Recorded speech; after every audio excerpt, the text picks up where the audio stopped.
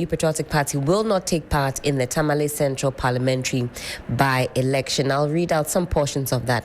Now, the NPP has resolved that it would not take part in the Tamale Central Parliamentary by-election to elect a replacement for the late Alhaji Honorable Dr. Murtala Mohammed, Member of Parliament for the constituency, who was among the 8 who lost their lives in service of the Republic in the helicopter crash that occurred on Wednesday, August 6th, 2025. The decision was taken by the party at a National Steering Committee meeting held on Monday, August 11th, 2025, at the party headquarters pursuant to Article 10.10.1 of the party constitution. In arriving at the decision, the party considered many factors, including the circumstances under which the Tamale seat has become vacant and the possibility of a further polarization of the country at this critical time. The NPP is of the belief that it would be inhumane and unconscionable to subject the nation to a competitive process in search of a replacement for the departed MP. The party believes that the tension and acrimony often associated with the conduct of by-elections in the country should be avoided. It is the considered view of the party that the greatest tributes that the NPP and the rest of the nation can pay in honor of the departed is not only to win the fight against Galamsey, but also to ensure a smooth and peaceful replacement for the good people of Tamale Central. Consequently, the NPP hereby announces that when the Electoral Commission of Ghana opens nominations for the Tamale Central by-election in line with Article 1125 of Ghana's Constitution, the party will, in accord with the national interest, not take part in the contest. And that is signed Justin Frimpong-Kodia, General Secretary of the NPP. So this is what we know, and we'll get onto the phone line and speak with some analysts. But first, some have said that this could possibly be a bait for the Akwetia by-election seat as well. You know, NS Yao Kumi, incumbent member of parliament, whose 1 week celebration will happen sometime this weekend. You know, there's a by-election coming up there as well. Now, some have said that, look, the NPP is putting this up just so the NDC can also say we shall also not contest the Akwetia seat. What we do know per electoral record, and Helen, you'd have to take us through the electoral record over the years, is that Tamale Central has always been green in favor of the NDC. That's right. But Akwetia looks like a toss-up, and it could go either direction depending on how well their campaigns are prosecuted and what the indigents or citizens of Akwetia think. But what do we know per record? Let's start first from Tamale Central. All right. And then pay attention to the detail. All right, certainly so. And we can take a look at 2020 results as well as 2024 results, because we see a significant appreciation, actually. Now, as you rightly said, Tamale Central is always green. In 2020, the NPP in Tamale Central garnered 33,627 votes, which accounted for 44.83% of the votes, a net loss of 20.67%. The NDC in 2020 garnered 41,196 votes. That is some 54.93%. You see that in 2024, on the flip side, the NPP garnered 16,647 votes. In fact, a significant depreciation from 2020, 20% loss. Half of it, Pretty much. Giving them 24.16%. On the NDC side, they garnered 52,263 votes. That represents 75.84%. You can say 76% of the votes went to the NDC. That is what it looked like as of December 2024. You would call that a landslide win for Comrade. Yes, Comrade Murtala. Yes. He got it. This was after he had come back from Nantong.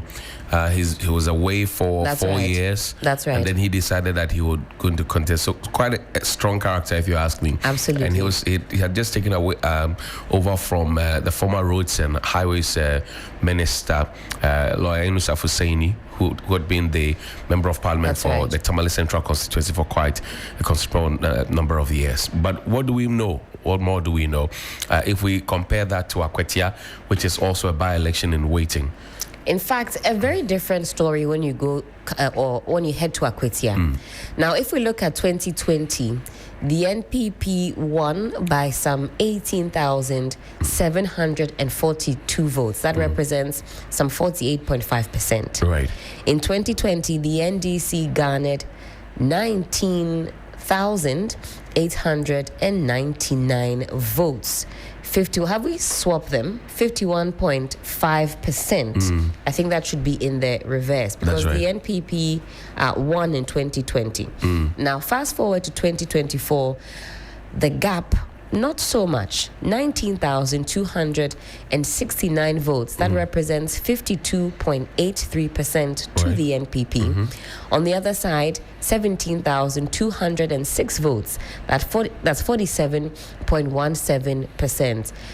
It's close. 52%, 47%. Now, when you fast forward to some of the polls that have been put forth by Global Info Analytics, and they've gone back to Akwetia as of the last few months, no longer than 8 weeks, and the people are pretty much neck and neck in terms of their decision whether to go for NPP and NDC. That's what makes it a toss-up. Yes. 50-50. It depends on who comes in there and with what, ideas and policies. But again, there's also the conversation about whether or not people will, in a by-election, vote for a party in opposition. Given the fact that we know how our politics plays out in this part of the world, where if your party is in power and you're a member of parliament, you stand a better chance of getting goodies for your people, as opposed to being in opposition and hoping that the government will come to your aid. That's right. Quite sad though, but that's the reality on the ground. And then you also want to look at Akwetia, for example, as a hotbed of political activities, a flashpoint, as the police have been able to identify and call it. If you talk about election violence in this country, you're talking about Akwetia, you're talking about Talensi, you're talking about the Ayawaso West Wogon, and now you can safely add Ablekuma North, Triponis as well. You can add Odododiodo as well, many of them. But again, we focus on Akwetia. What are the particular needs of the people of Akwetia? And can you mirror that against Tamale Central, where another by-election is going to happen? Well, now we do know that the NPP is not interested in the Tamale Central seat. But then will it be a pushover for the NDC? Will they get the 52,000 that they got, when Comrade Mutala contested? Dr. Ibrahim Anyas has been in the picture at some point, and then in comes Salifu Suleimana. But will they get some more votes, given that the NPP is not fielding a candidate to just show? Will it be a referendum? What exactly would it be? Because you see, it would have been easier for the NDC to say we are pulling out of this Akwetia thing if they had not already made commitments. They have a candidate. That's right. They have run the primaries. That's right. They have selected a candidate from among the lots that they had. So the candidate is poised to go for the election. That's right. If the NDC in the final analysis suddenly pulls the plug, I dare say, without fear or favor, that the candidate in Akwetia would pull an Ekwe-Free in Ablekuma North. You remember that in Ablekuma North, the NPP said, we are not going to contest because we believe we have won. The candidate at the heart of the election, Ekwe-Free, thought otherwise. She went ahead to contest and she lost, and she later came to apologize. That's right. I fear, and I suspect strongly, that if the NDC, having gone through all these processes supervised from the headquarters, suddenly now comes to say, because the NPP has pulled out of the Tamale Central contest, we will also in good faith pull out of the Akwetia contest.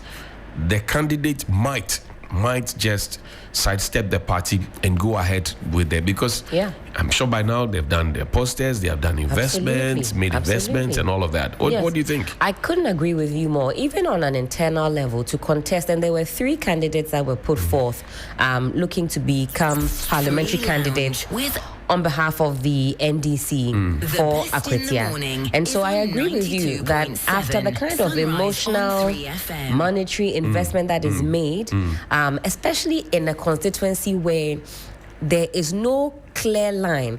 Listen, let's take it back to history. Ejiso, the NDC decided that they too were going to pull out following the death of Dr. John Kuma. And in certain areas, it's clear to see where the support is overwhelming for the other side. It's a tactical decision. You want to conserve your energy, your money, and your time. Right. I think that's just what we're seeing here when it comes to Tamale Central. Look at the kind of force that Comrade was in Tamale Central. It would be hard to beat that, even when he was alive, and trust me, probably even harder in death. Right. And so I think it's just a tactical decision on the part of the NPP. In fact, I was listening to another platform yesterday, and Nana B of the NPP made a suggestion that, he thinks that it will be a good idea if the NDC pull out of the Akwetia race. He said to show good faith. I suppose those are his personal opinions and have not been sanctioned by the party. So I don't want to ascribe that as a party position. But you don't need a degree in politics to infer. Nobody can begrudge you. This was the intention that, look, do this, scratch my back and let me scratch your back. Especially if you read the wording of the release. The idea that, there's acrimony, there's discord, by-elections come with a lot of buga. Look at what we saw in Ablekuma North. It's in the interest of the country for both, sides to kind of lay down their tools and let what happens. Let's not be too competitive. That is the tone of that release we saw yesterday coming from the NPP, suggesting that they want to encourage the other side to also toe that line. Let's not get too noisy. But Akwetia is a different ball It is game. a different kettle of fish altogether. Look, the New Patriotic Party officially endorsed Solomon Kwame Esumedu, CEO of Owo Mining Company, as its parliamentary candidate for the upcoming Akwetia by-elections. Now, the decision was made after extensive stakeholder consultations, during which a proposal to hold primaries was overwhelmingly rejected in favor of a consensus approach. That was the NPP's approach, that we will pick one person and endorse. On the other hand, the NDC chose 40-year-old lawyer Bernard Bediako Beidu, and he went through the process. He contested with Erasmus Kone Ali. He got 380 votes to 366 votes, while Henry got Wachiadom, former member of parliament for the area, got 266 votes. And then this Bernard Bediako Beidu got elected. So over 1,000 delegates voted, and then he emerged victorious. If you look at the difference between him, Bediako Beidu, and Ali Kone, it's almost close. That's 366 versus 380, almost close. It tells you how interested the NDC is in the Akwetia seat, because the NDC has held it before. Baba Jamal was in charge of that seat for some time. I think he was a one-term MP. So it's a toss-up. Akwetia is a toss-up, that's right, if you will. And with all their issues about this Fulani headsmen and, the farming and all those conversations. Look, now, let's look at the trajectory from 2000, Helen. Guide me. Absolutely. So let's take a look at what it's looked like for both the NPP and the NDC. So in the year 2000, the NPP took that seat, but all throughout, you see the margins are not that huge. Some 48.9% to the NPP as against 42.8% to the NDC. Fast forward 4 years, 2004, you've got 52.2% to the NPP as against NDC's 47.1%. So you see NPP took it in 2000, took it again in 2004. Right. Fast forward 2008, the NPP still holding on to that seat, 53% was the vote to the NPP, 46.9% to the NDC. Still very close by our election standards all throughout. Now, when it came to 2012, things flipped. The NDC then took that seat with some 50.4% as against NPP's 49 0.07%, and that would have been their closest race yet. Very tight, but the NDC emerged victorious, flipping that seat. Then 4 years on, 2016, which no surprises there across the board, that was the year the NDC lost by huge margins to the NPP. 57.21% as against the NDC's 42.45%. That was reflected across the board, across the country. So no surprises there. But guess what?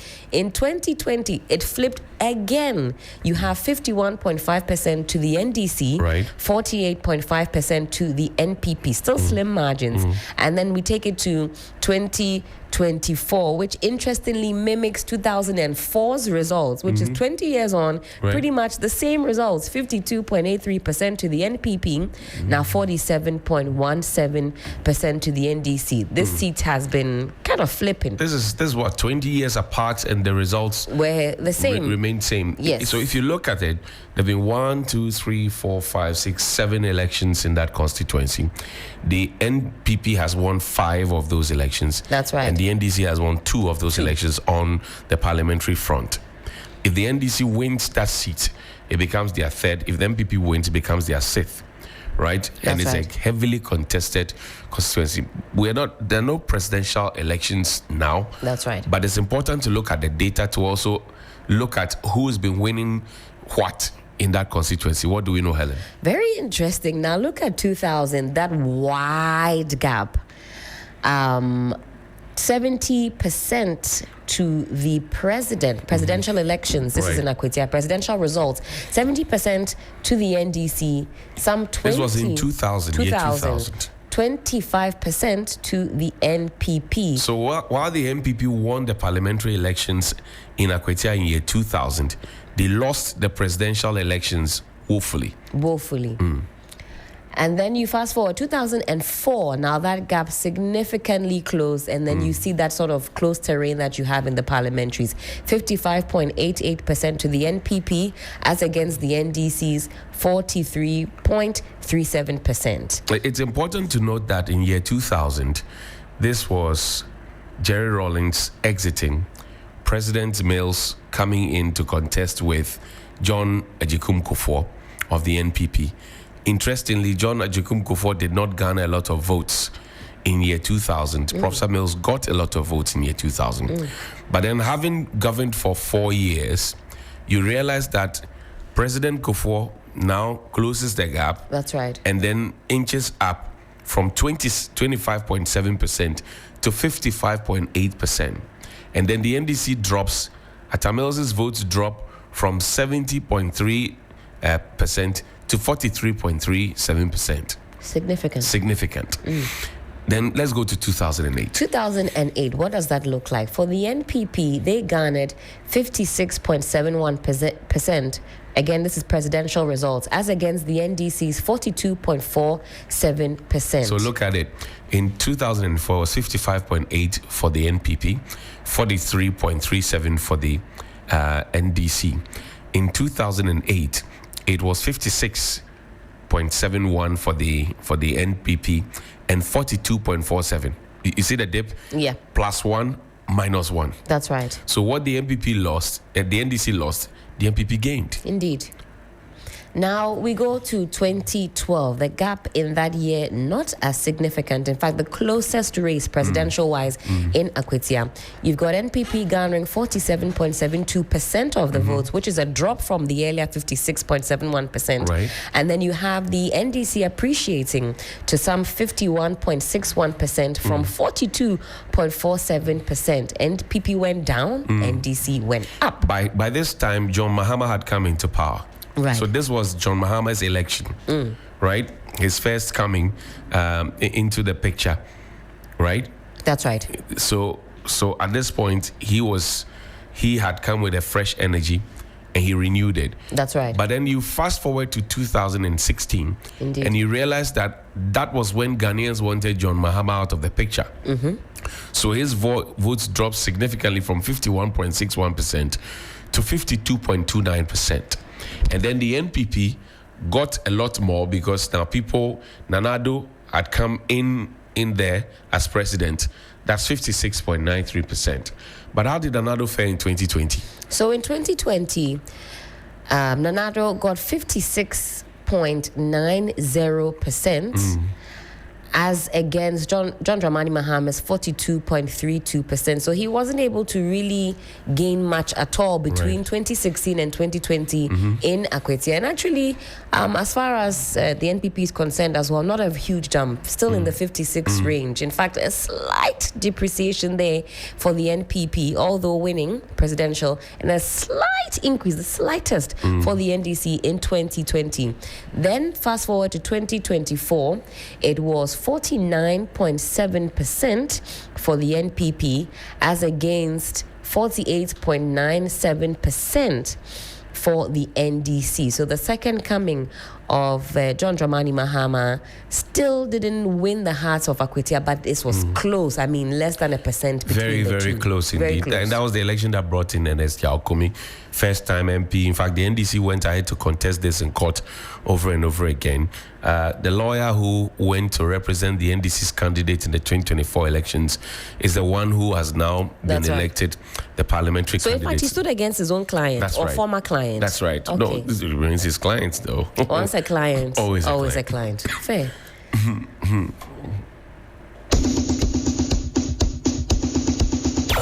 3FM Sunrise. The best in the morning is on 92.7. Sunrise on 3FM.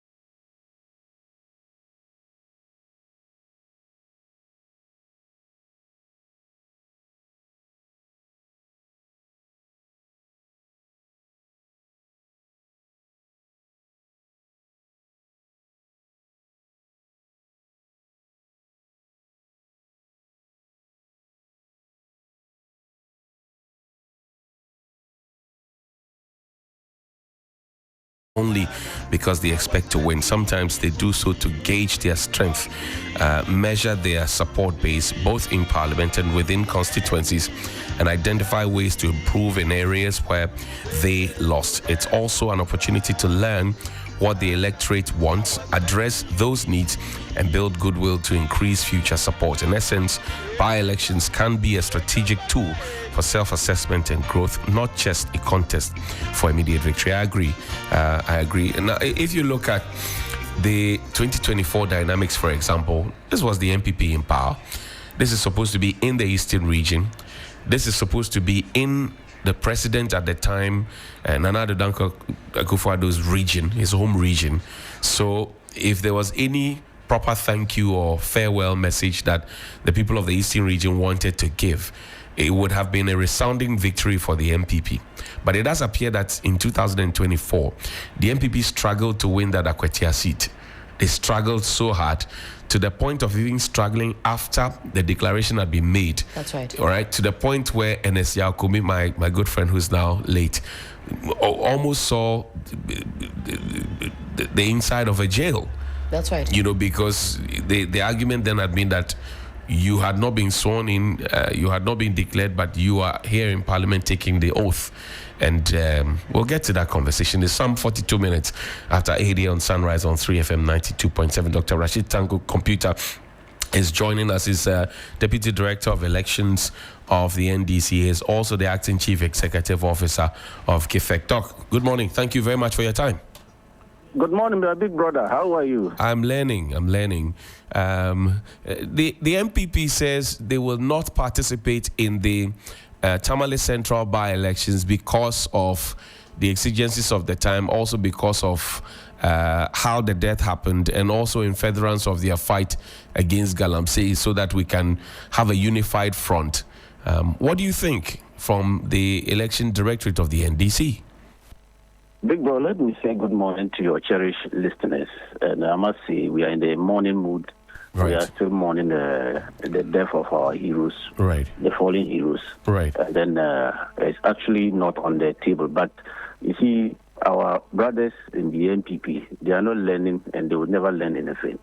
I wouldn't want to delve into their release, but the hypocrisy in it is legendary. I don't think we should take them serious.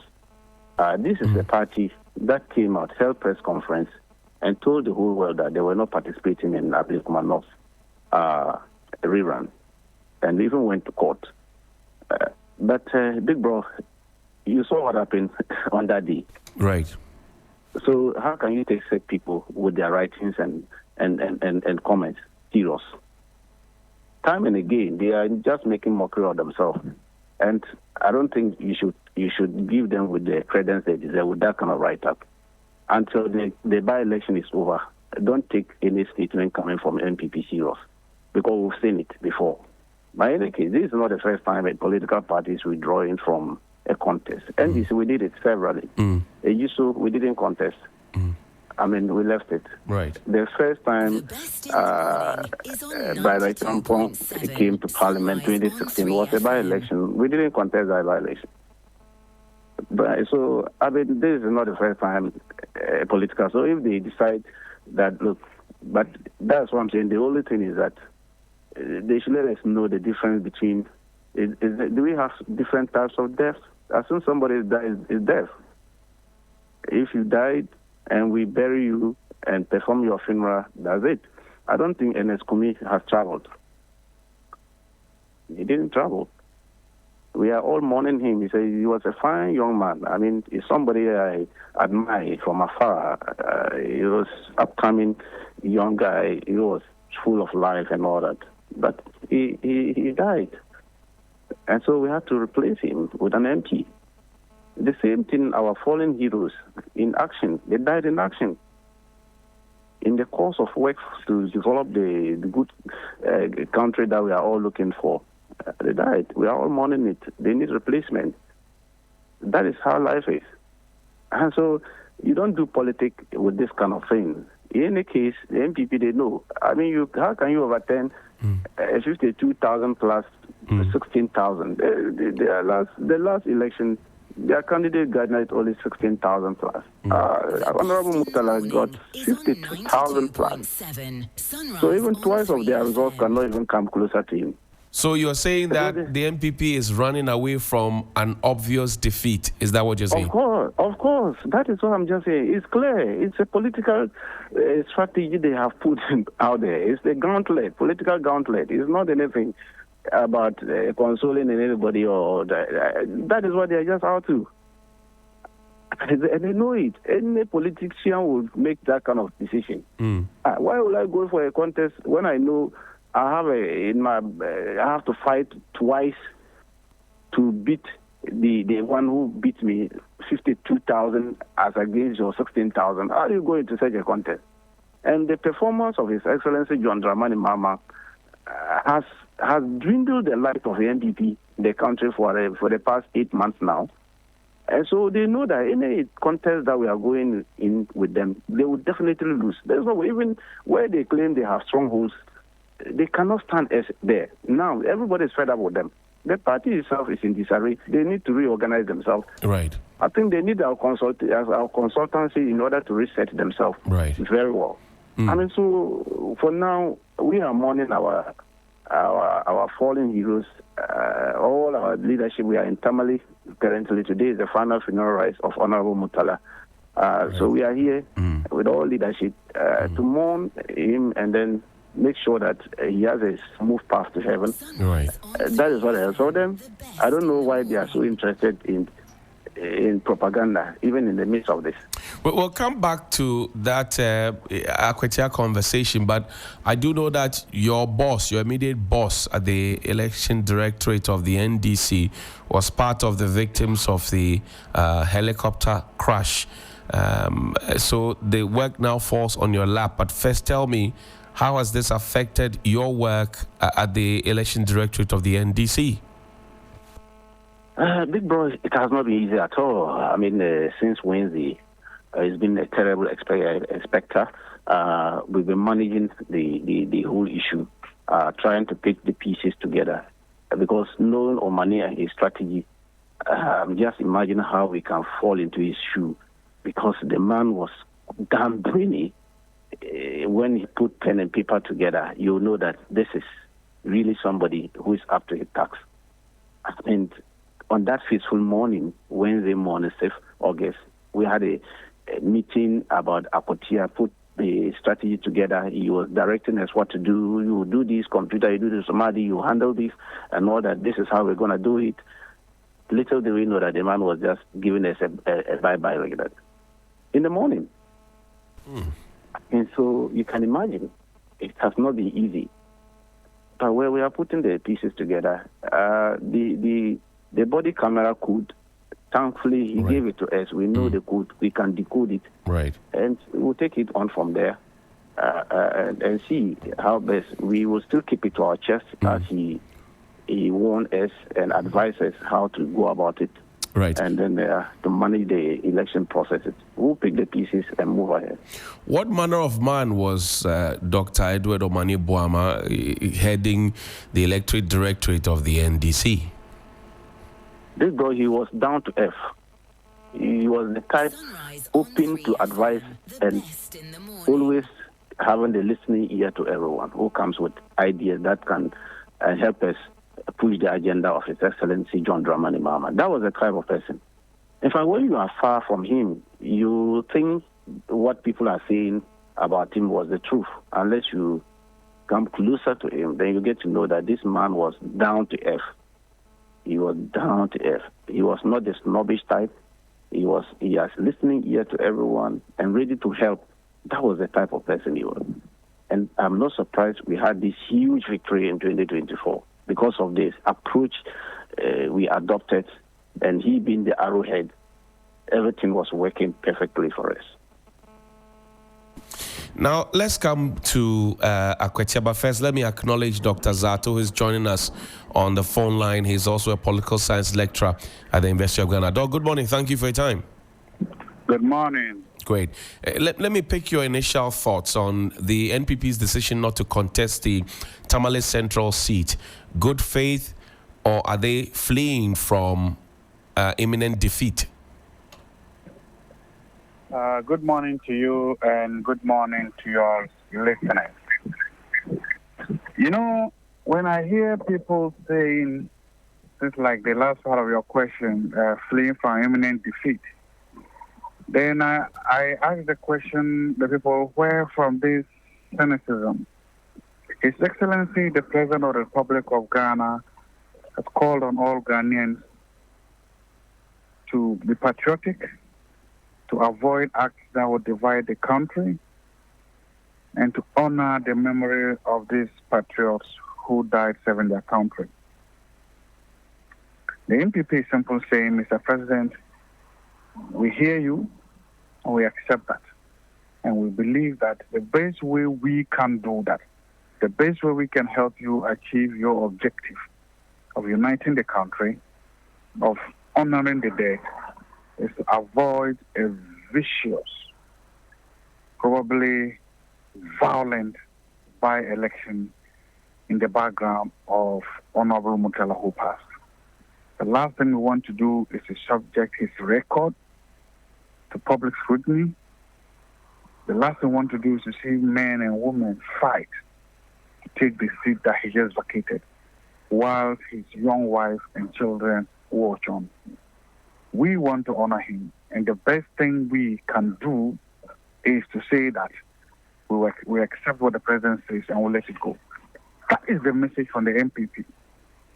So if somebody is being cynical or running from the defeat, they must ask the question, was the president being cynical when he asked when he asked Ghanaians to absorb divisions?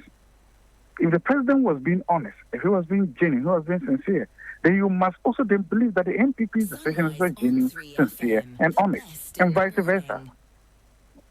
But the NPP said the same thing in respect of Ablekuma North. In fact, the General Secretary is on record to have addressed the press conference to say that the NPP will not participate in the rerun because they believe they have won the elections. Only for Ikuya Friye, the member of parliament, the immediate past member of parliament, to have come to say that I'm going to contest. And she indeed contested in that by-election.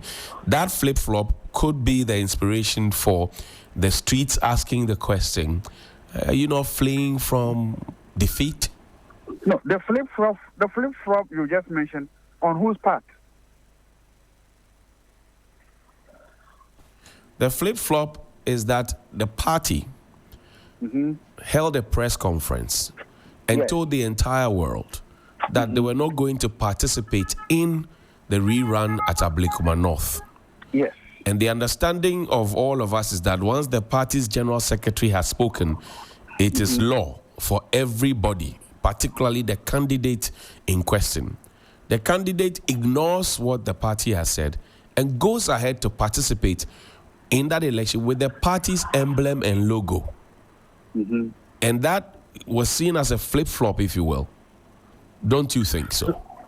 So your question now is, because of that, then the party will get a candidate again, will go and contest in Tamale Central. Is that the comparison I'm trying to make? I am not making the comparison. I'm saying that if it's happened before, what's the possibility that it might not happen? That's why the question was... Those two scenarios have absolutely nothing in common. Absolutely nothing in common. Ablekuma was not a by-election. Sunrise on 3FM. It was not a by-election. Secondly, look, sometimes we must understand things. As at the time the party was telling the woman not to contest, the woman was leading in the count. She had more votes in the ballot box counted than the other woman. So she felt right that, look, you don't quit when you are ahead. That is the public saying. So again, that is a completely different and unique scenario. Two, Tamale Central is also completely different. Here, somebody is dead. Here, the president says, let's mourn the dead, let's honor their memories. Here, the NPP is saying, we are listening to the president. We are going to do exactly that. And here is a by-election, not a mop-up of 3 or 4 or even, should I say, 30 polling stations. I see. So they are well apart. Let me ask Dr. Tanko Rashid. Doc, what do you think? This is what Dr. Zato thinks. What do you think? Let me say good morning to my friend, Dr. Zato. Clearly, I can understand the direction he's coming from. You know, NPP is a political party that I said is currently going through a difficult terrain. They need to reset themselves and then come clean. Look, mourning is mourning. There is no special mourning from another. Ernest Kumi died. Honorable Ernest Kumi. We are mourning him. He's not been buried yet. We are still mourning him. But the NPP has no issue statement that they are not contesting it because we are mourning Ernest Kumi. They haven't issued that statement. So where from this, the argument that because the president said we should mourn the dead, so they will not go and contest because they also want to mourn. They are also mourning Ernest Kumi. So why are they contesting that one? Okay, so can I just answer you on that? Okay, go ahead, Doc. Thank you. When Ernest Kumi died, did the president ask that flags all over the country should fly at half-mast? No. When Ernest Kumi died, did the president ask that we should have all this mourning that we are doing? No. When Ernest Kumi died, did we see the president crying in public, being consoled in public? No. When Ernest Kumi died, did you see a special event or special events held at Jubilee House and all over the place? No. Please, again, and that's what I'm saying. That's what I'm saying. Those are two different things. Don't equivocate them. Unless my friend Mr. Tanko is saying that the president was being cynical or partisan when he said that. Let's take that fact. Unless my friend who is saying is that we should completely disregard what the president said and disregard the national mood. Again, he should stay down. But you cannot on the one hand say, let's respect what the president is saying, let's respect the national mood, let's do this. But then a party then says that, okay, we are responding to that. And then you say that the party is not being honest. Then ask yourself, if the party is not being honest, is the president being honest? You cannot have it both ways, my friend. Those are two different. Because listen, people mourn differently. You are right. Then a political party says that. You borrowed my time, so let me come in. Those are two different things. I hear you, Doc. Let's hear Dr. Tanko as well. Yes.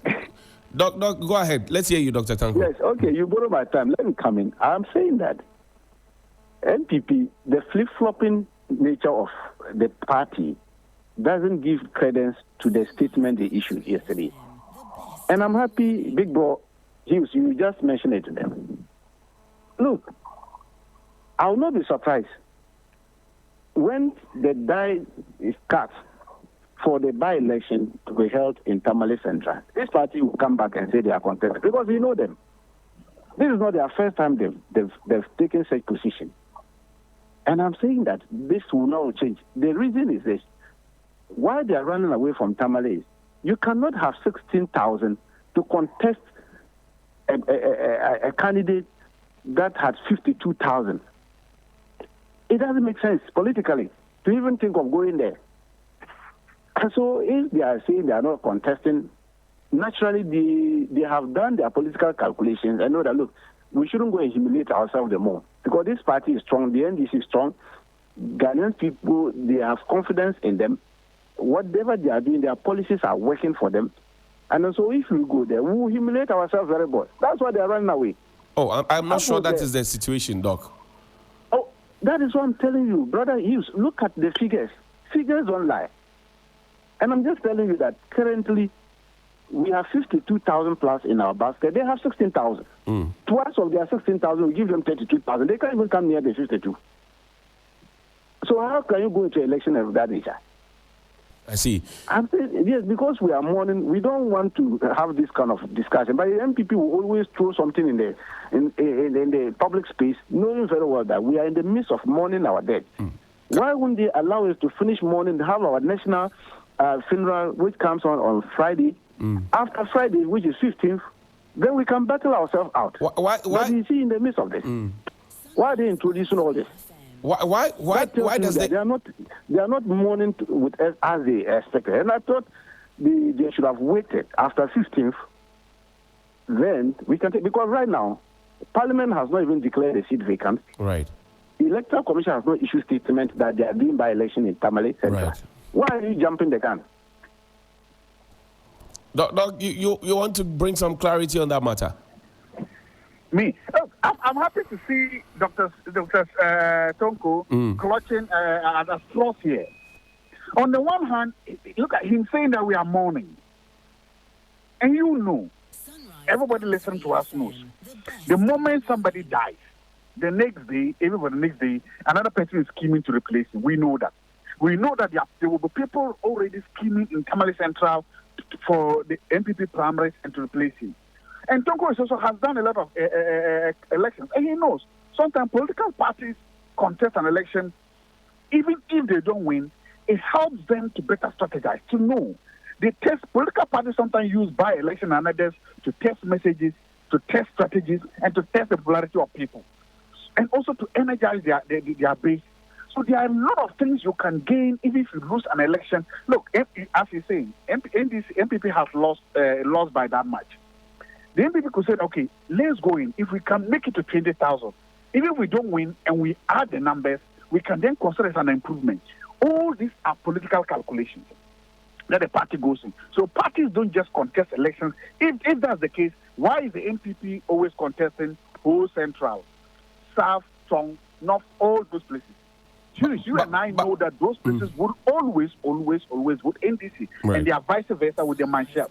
But they do that because there are other values to get by contesting. So that is the part thing. Now, why I'm saying is clutching as close as this, then look at it. Then you say we are mourning. The NPP is simply saying that those NPP members who are already starting to campaign in Tamale Central, stop it.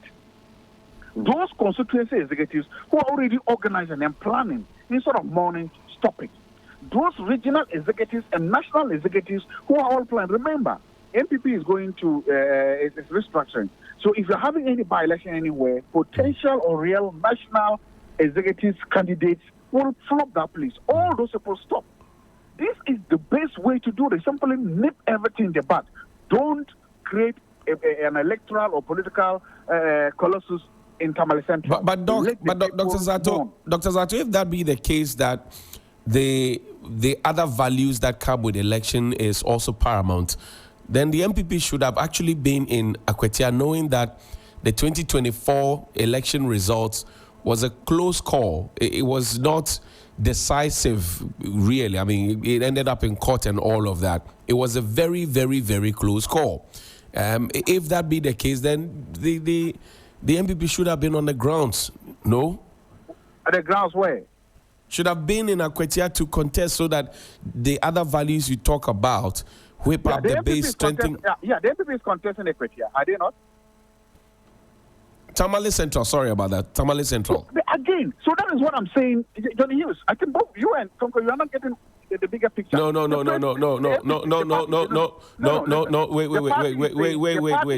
No, I'm not waiting. The party is saying wait. There are certain things that we consider more than electoral victory. Yes, and I'm saying that if that be the case, Dr. Zato, if that be the case, those other values you talk about, then you should actually be in Tamale Central if what you're saying is anything to go by. No, but the party says we don't want any of those values. We don't want them. We want to honor these people. It's a decision that they are making. That this is our sacrifice. This is what we are giving up. All these things. And again, that's the point I'm now making. I now ask you, when NS Kumi died, did we have all these things happening? No. This is something different. They are saying that this seat is even more than Honorable Murtala alone. It's also honoring the servicemen. It's honoring all these people who died in the service of their nation. So my point is that you cannot on the one hand say that, okay, let's mourn these people, let's come together as a nation, let's learn lessons from it, let's be patriotic. And then on the other hand, you now say that the party shouldn't also play their part. The NPP is playing their part. And what is their part? Their part is that the best way we can mourn this man, the best way we can honor this man's family, the best way we cannot tear this country apart furthermore is to abstain from this. So you think that the NPP... To understand that? So you think that the NPP deserves applause instead? I'm not saying applaud them. No, I'm not saying applause. I'm simply saying that you can understand their sacrifice from this perspective. You can understand their sacrifice that it's a... Look, you should know, and I know Tanko knows, that if, had it not been because of this, there are already people in the NDC right now who are scheming to replace Murtala. You know that, I know that. There are already men and women on the ground in Tamale making phone calls, looking around, looking at what role to play in his funeral and other things to replace him. You know that, I know that. We cannot be cake about that. NPP is saying that we don't want to have any hand in doing those things. That is what they are saying. I'm saying that if you juxtapose what the NPP has said with what the president has called for and with the national mood, then you will see that it is a righteous call, it is the correct call, it is in line with the national mood now. Sometimes what happens is that people misread the public mood. The NPP has read the public mood and they've understood what the president is calling for, and they are saying that we want to go with the national mood. I hear you. To applaud or not to applaud them, I leave it to anybody to bet. It is within this context that you can appreciate the sacrifice they are making. Dr. Tanko, in wrapping up, are you misreading the public mood? Well, big bro, I am telling you that we are in the mourning mood. We are mourning our fallen heroes. We declined the invitation of the NPP into their propaganda. We declined that invitation. We would respond appropriately after 15th. After 15th, they will hear from us. For now, we are mourning our dead. We want to make sure that we give them befitting burial, and then they'll hear from us. We don't want them to distract us in the mourning process.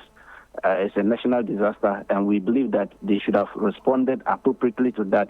They came along with us. Their leadership were with us at the national vigil and all that, only for them to throw out this kind of statement in the midst of mourning. That's not fair enough to the NDC.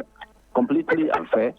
I think they have picked up too much, and they should hold on. After 15th, we'll slug it out. They shouldn't be in a hurry. They should hold on. Doc, finally to you. You were laughing. What could have inspired that laughter?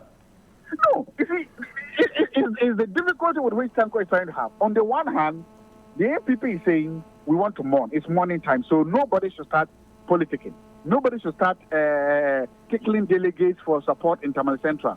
Nobody should start calling delegates to ask for their support. Listen, nobody should start looking at what they are going to get or not get in the primaries in Tamale Central. Because again, you and I and everybody listening know that within the end, it's happening right now. Look, opportunities happen in life. Sometimes there's something we call policy windows and policy analysis. And most of the biggest policy windows come as a result of natural disasters. Things that you didn't expect to happen, all of a sudden, a big policy window opens. There are people within the NDC who have dreams of contesting or becoming MP for the place. They never would have done it if Honorable Murtala was alive. They've seen their chance. They are making their moves. It is politics. They are making their moves to place themselves. If the party decides to go for a primary so that they win, they are making their moves to play. If the party decides to go with unanimous somebody, they win. All this joking, political joking, is happening in Tamale Central right now, undermining the call of the president to mourn the guy. NPP is saying we don't want to be part of this internal or local joking. We don't want to see our people running around making calls, now trying to use this man's funeral as a launching pad for their political ambition. We don't want any of that. How can you be against that? That is the public mood. That is the national mood. Okay. And the NPP is right there with the national and the public mood. And they will achieve what in the final analysis, in the bigger picture for the NPP? Do you know? No, I don't know. The bigger picture is that they would have ended up honoring this man. They would have ended up honoring this patriot who died. They would have ended up obeying and agree with the president that this is not the time for political joking. This is the time to honor the dead. Thank you, Dr. Zato. We're grateful for your time. Dr. Tanko, you have the closing thoughts. What do you have to share? Well, let's mourn the dead for now. We will not, like I stated earlier, we will not follow them or accept the invitation from the NPP. We will finish our processes on the 15th, come Friday, at the Independence Square. After the funeral, they will hear from us. For now, we'll allow them to continue their early propaganda. We will not accept that kind of invitation from them. Dr. Sofo Tanko Rashid, Computer Deputy Director of Elections of the NDC and also acting CEO of Gov't. We're grateful that you joined us here. We'll take a quick break. When we return from this break, we'll go to Tamale after this break. Stay with us here on Sunrise on 3FM and 92.7. Before we go on that break quickly, let's have that conversation with Dr. Jonathan Asante-Otri. Doc, good morning. Thank you for your time. Good morning, Johnny. How are you doing, sir? Well, after putting my mother to rest, I've resumed fully. So I'm okay now. Great. The NPP says they will not participate in the Tamale Central by-elections because of the way and manner in which their colleague, or if you like, Comrade Murtala, died, and also because of the fight against Galamsey and all the other issues that were mentioned in between. What do you say from a political science point of view? Well, thank you very much. Let me say good morning to those in the studio, to your good self, and to your cherished listeners. I think that it is a Trojan horse, in as much as it could be construed as a kind gesture. Underneath it, I think that the motive is not a sincere one, because if it is a matter of someone mounting a moral high ground, using it as a bait for the NDC, so that if the NDC declines that particular offer, then people will see the NDC as, quote-unquote, being greedy. After all, you have 2/3 less Murtala Mohammed, then it means when you get it back, you get your number back. So others will be thinking, why do you want to add Akutia to it? This is a democracy. It is not a church fellowship. And it is a matter of those who are there and the kind of representative that they want to have in Parliament. Nobody can be moralized on this particular issue. Besides, what is the moral record of the NPP with respect to by-elections?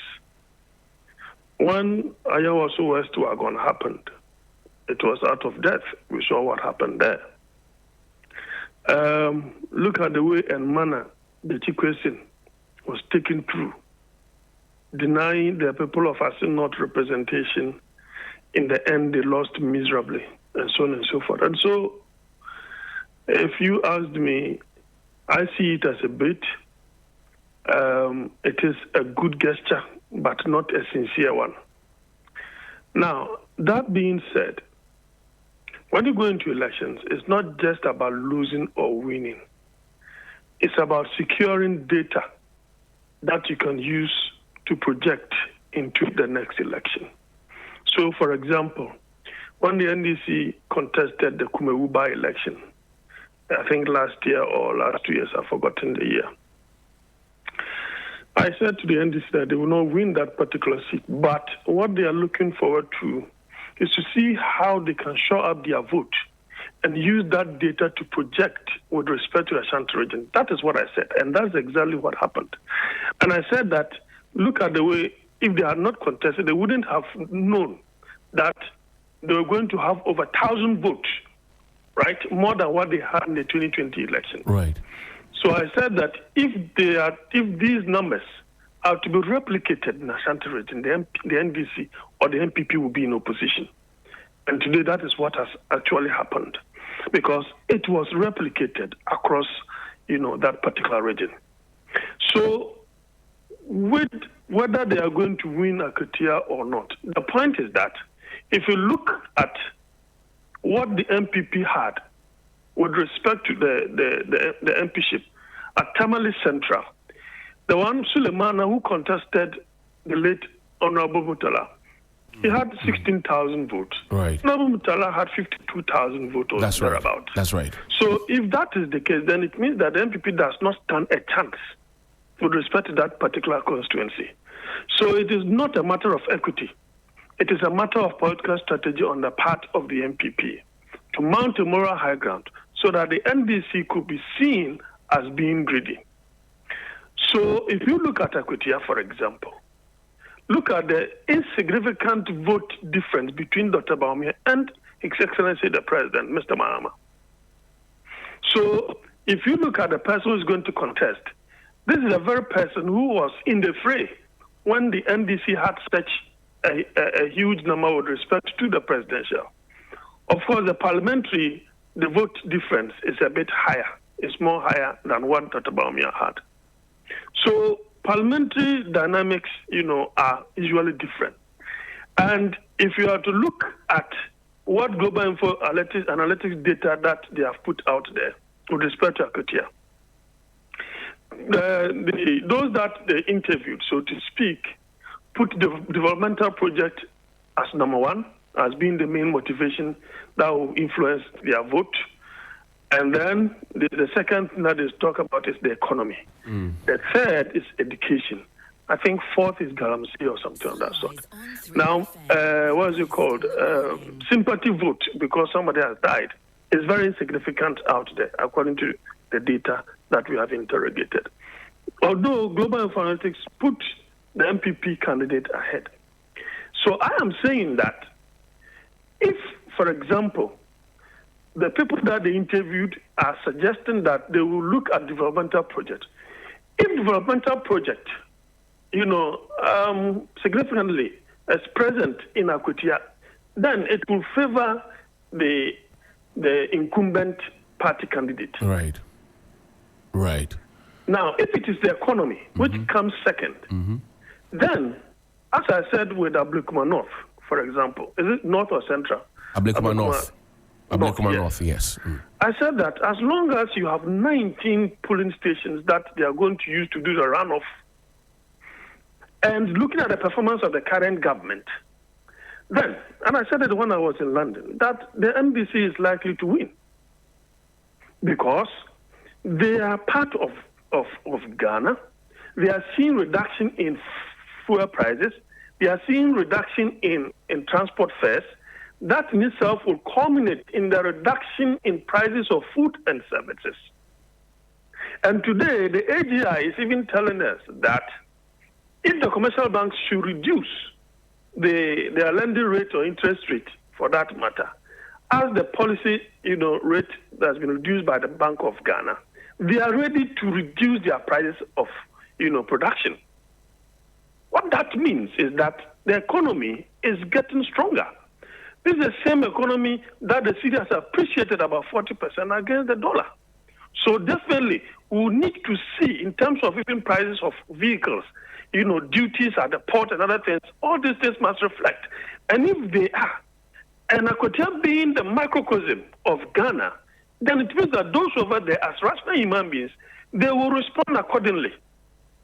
So you see that there isn't much difference, but it will also boil down to character. After all these factors, it will boil down to character. Right. If the NPP's candidate was selected as an imposition, clothed as consensus, then the NPP will have internal problems to deal with. The NDC conducted elections. That lawyer, who happens to be the secretary or something of that sort, that's right, emerged. So he is already with the grassroots.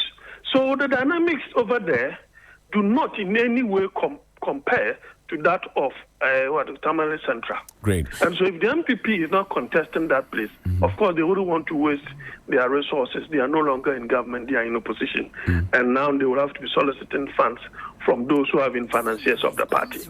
And so the dynamics are different. The gesture may be good, but it's not a sincere one. And NDC itself will need that data for future projections.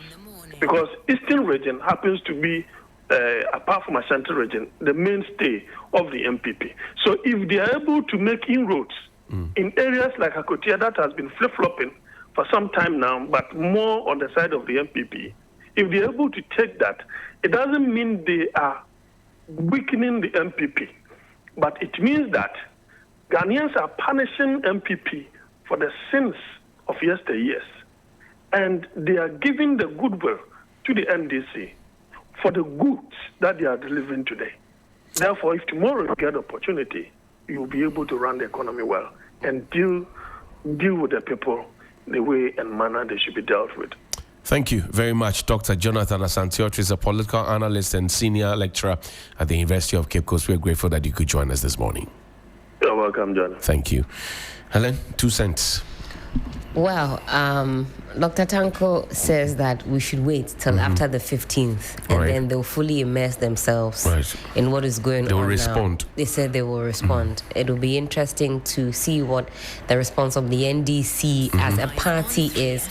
But from where I sit, I think we'll see no contest in Tamale Central. But as for Akwatia by-election, it's coming on Philly Gadochi. We'll take a break. When we return from this break, there's more here. We'll take you to Tamale Central, where the final funeral rites for the late Alhaj Dr. Comrade Murtala Ibrahim Mohammed is underway. The Adua is underway now, and we'll take you there and bring you some updates. See you shortly after these messages. Always busy on the go. Tap the app, you're good.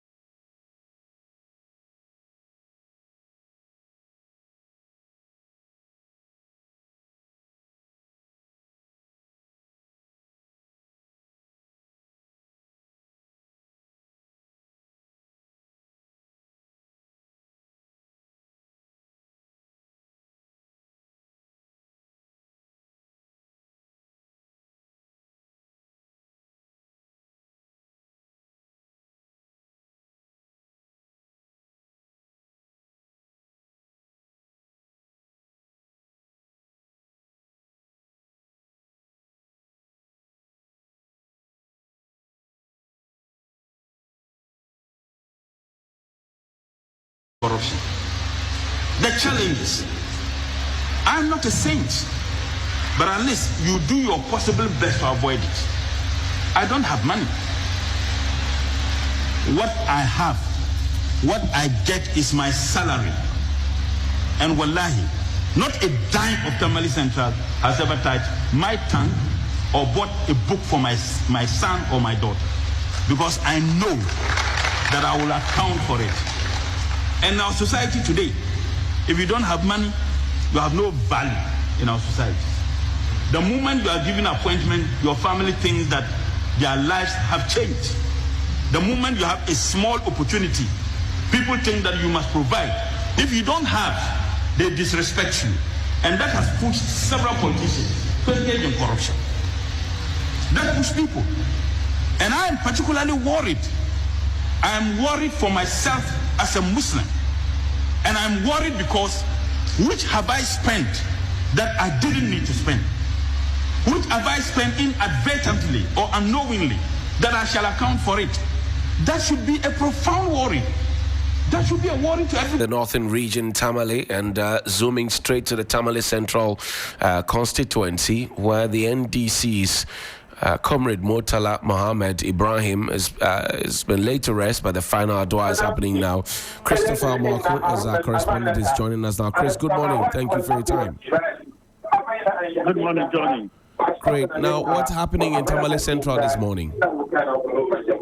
Yes, so we are here at the family house of late Member of Parliament for Tamale Central Constituency, Dr. Murtala Mohammed. The final funeral rites, Adua, or Quranic recitation has begun, and as it stands now, all the people, close to 1,000 of them gathered here, are taking part in the observance of the final funeral rites of the late Member of Parliament. Johnny, I can say that as of now, it's beginning to drizzle, and so some sort of some disorganized thing happening right now because the weather is not good here. People are beginning to seek shelter in houses close to where the final funeral rites is taking place. But I have also spotted some government officials, the Deputy Minister for Roads and Highways, Constables as Member of Parliament for Tamale North Constituency. Alhassan is already seated here and taking part in the final funeral rites. We also have the Member of Parliament for Karaga Constituency, former Minister of Finance, Dr. Mohammed Amin Azam is also here, together with the Member of Parliament for Shabu, Alhassan, including traditional authorities and other people who have come here to mourn and also participate in the final funeral. And would this signal the final end, or would have to wait for some 40 days before something else is done? What do we know? So you know that the late Member of Parliament belongs to a Muslim sect, that is the Al-Sunnah Muslim sect. For them, once someone dies and the burial takes place, the final funeral rites follows immediately. In fact, in some instances, it is even performed the very day the person passes on or is buried. And so, but this one, looking at the circumstances, that's why even we are seeing the third day Adua or the final funeral rite. If not, most of them do the very day the person passes on and is buried, and once the prayers are said, that ends it. But this one, because of the circumstances surrounding the death, they have brought the funeral home, and that is why they are doing the final one today. So after this one, there won't be any funeral rites again for the late Member of Parliament. Do we know if royalty is represented at this event? But the Yanes delegation is hugely represented. The Interior Minister has just arrived at the funeral ground. Apart from the Yanes representative, We have the Lamashagu chief, who has also come to mourn with the family. We also have the Nyankwala chief. We also have the chairman of the NDC, Asedu Nketia, also just arriving with the government delegation. Chris, I want to thank you indeed for your time this morning. We're grateful. Thank you, John. That's Christopher Amwaku, and right there joining us from the northern region, Tamale Central to be specific.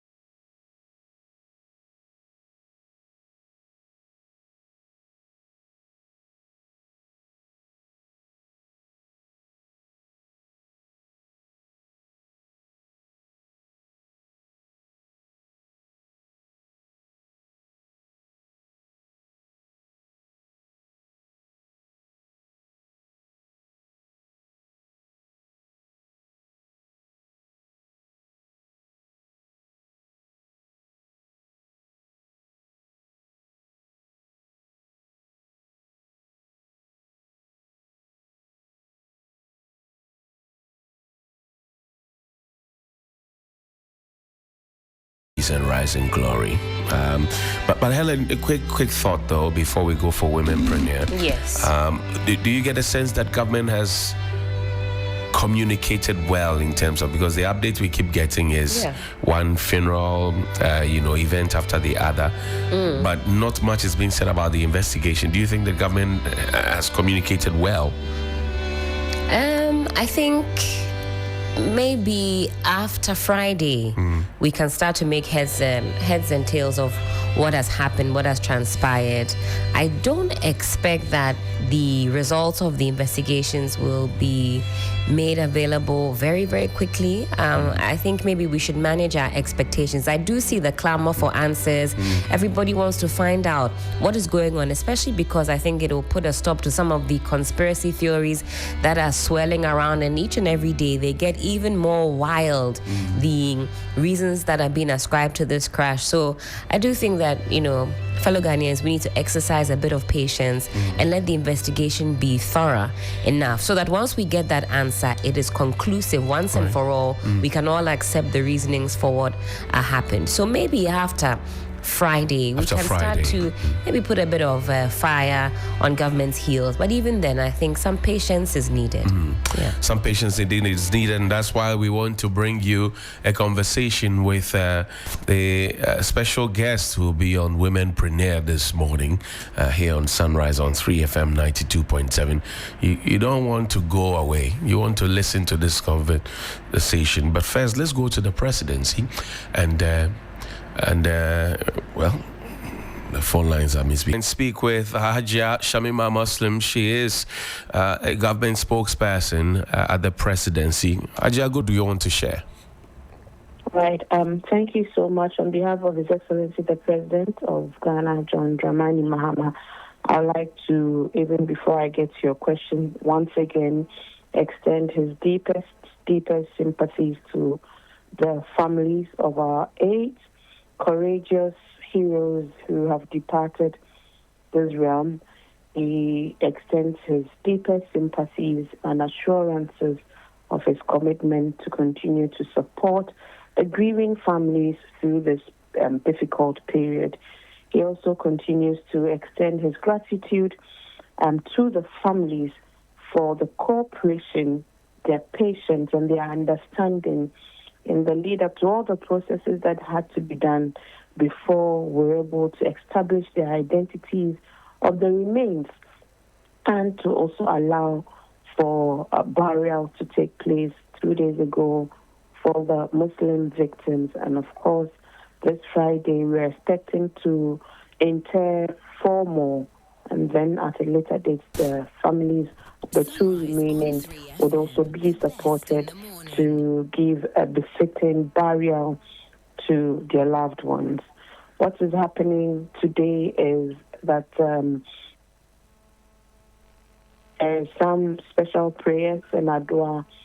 It's 3 days after the interment, and per Islamic tradition, we have to sit around and read the Quran and repose the soul of the departed into the bosom of the Almighty Allah. So in Tamale, the Honorable Mutale's 3-day adua will commence this morning in Accra at the residence of Alaji Muniru Limuna.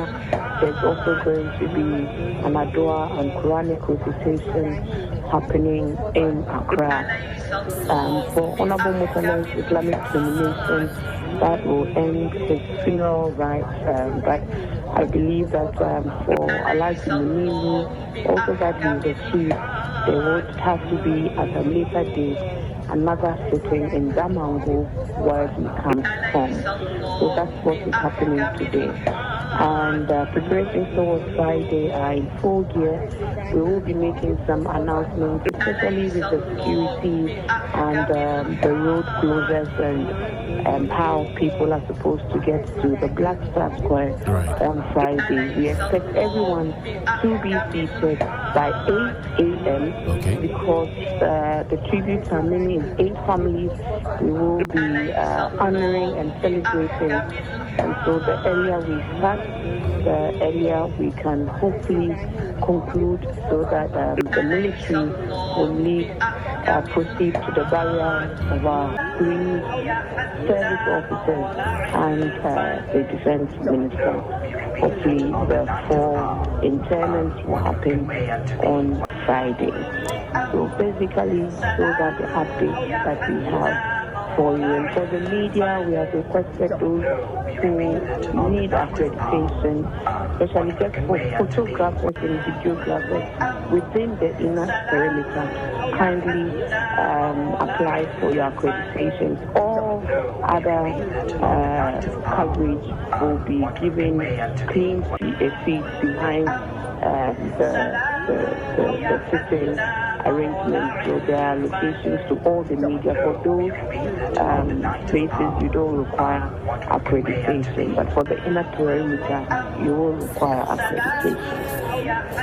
I know that questions are bound, and I'm sure you have heard some of them regarding how far investigations have come regarding the plane crash. Would you want to give us some heads up? Safe to say that the president is expecting a diligent work to be done, a transparent work to be done, and also a balance between due process and speed. Safe to say. I think at the right time, the body mandated to investigate would give us all the updates that we are all waiting for expectantly. Haji, I want to thank you very much indeed for your time, and we wish you all the best.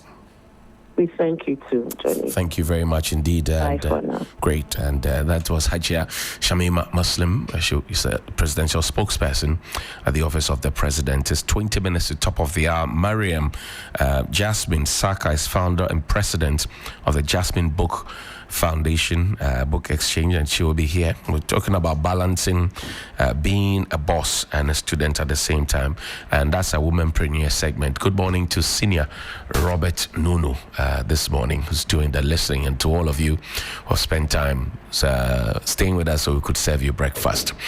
Again, I want you to reflect on this song as we dovetail into womenpreneur. 8 fathers have died. What happens to their families?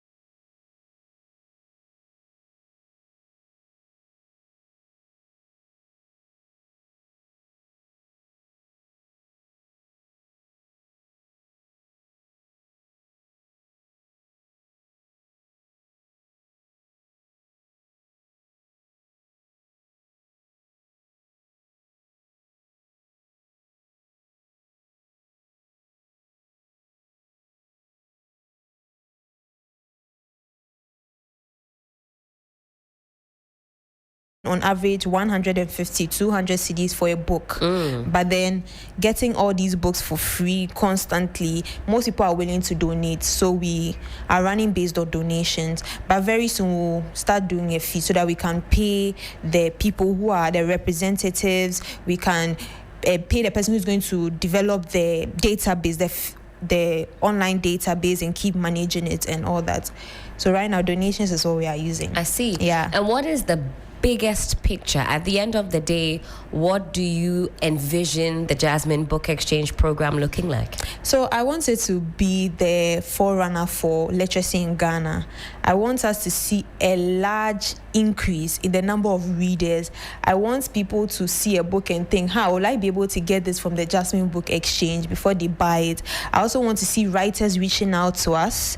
When they have a book they've published, they will reach out to us. We will have it in the program so that it will go around. So we have a lot of things we want to see, but I want to see it expanding to every secondary school in Ghana, every university. We want to see more textbooks in the system. So even for students who can't afford textbooks and all that, they have almost everything. So yeah. And I want to see people create similar ideas. You don't mind if we recreate this and duplicate it? No, not because ultimately it sounds as though you want to encourage all of us to read more. Are we not reading enough? No, we are not. We are definitely not. We're not reading enough at all. We are not.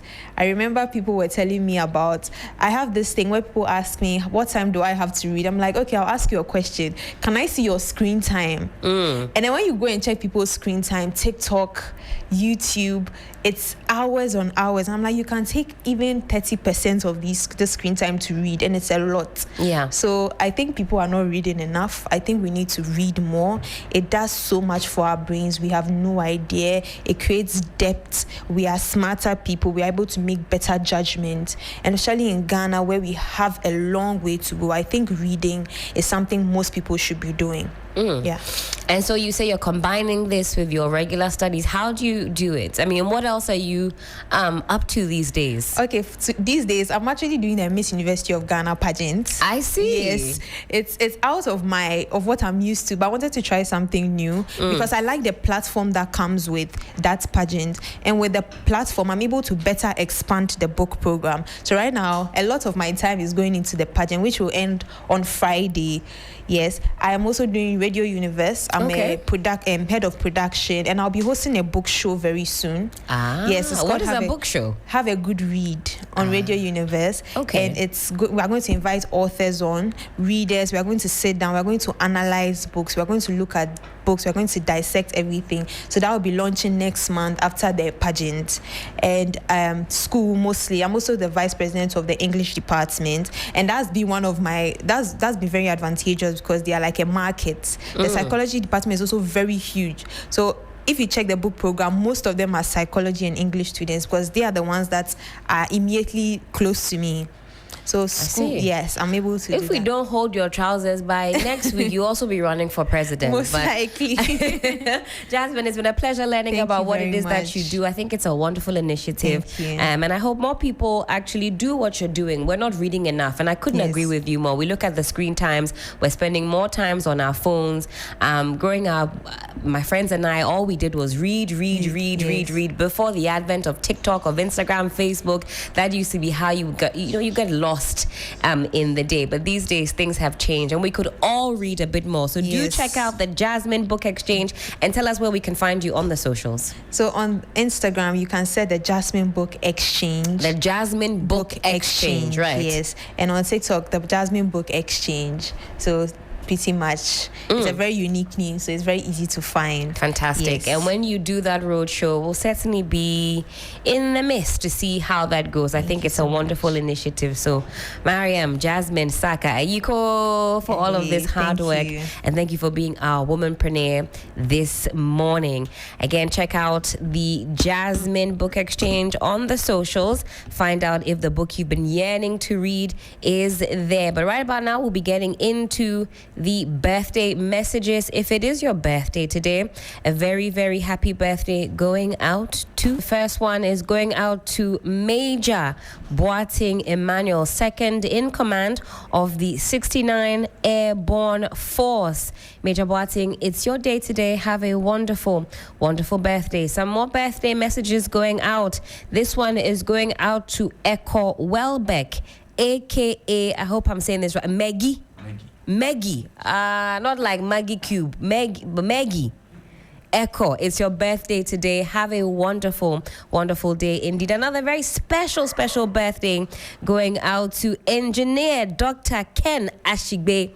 It is your day today. We celebrate you for all of the hard work that you do in the Ghanaian space. Togbi Engineer Dr. Ken Ashigbe, it's your birthday today. Have a wonderful, wonderful one. Again, if it is also your birthday, have a great day indeed. But this is where we bid you farewell on yet another exciting installment of 3FM Sunrise on 3FM 92.7. We're still certainly mourning our 8 departed sons of this land. And all throughout the week, we'll be keeping you abreast on what exactly the preparations will be looking like. My name is Helen Apia Ampofo. I've been doing this with the one, the only Johnny Hughes. And on behalf of the rest of the Sunrise crew, do have a wonderful Tuesday. Godwin Asideba is in the building. He's giving us the news updates at 10. Godwin, good morning to you. Good morning, Helen. How are you doing? I'm doing all right. You're still in black. You're still mourning. Absolutely, just as you are. Indeed. Yes. Indeed. Yes. Still solemn up until Friday when we officially, finally say goodbye. Absolutely. To the remaining six. But are you cool for the coverage? I was watching you all throughout and you held on. How did you hold on? You know, just as we've begun, ever since the story broke until now, we are still holding on to it. It was just a somber mood for me. There was a time where, if you've realized, I wasn't reporting on camera. I had to go behind the scenes. You could only hear my voice, but then I had tears in my eyes. And, you know, as part of our profession, you don't have to add emotions, you know, when you are reporting on stories, because people who are watching are already touched, so you don't also have to cry or show emotion. So once I realized everything was, you know, getting into me, I had to just go behind. You could hear my voice, but you don't really see how I am looking. So, you know, that was how I was trying to just take everything in whilst I was doing my work as well. So generally, it's very difficult when you think about the situation and how they died. But then, I mean, we are human, so... It is well. It is well. Well, we'll see you bright and early tomorrow. But do have a wonderful day. There's more great programming right here on 3FM 92.7.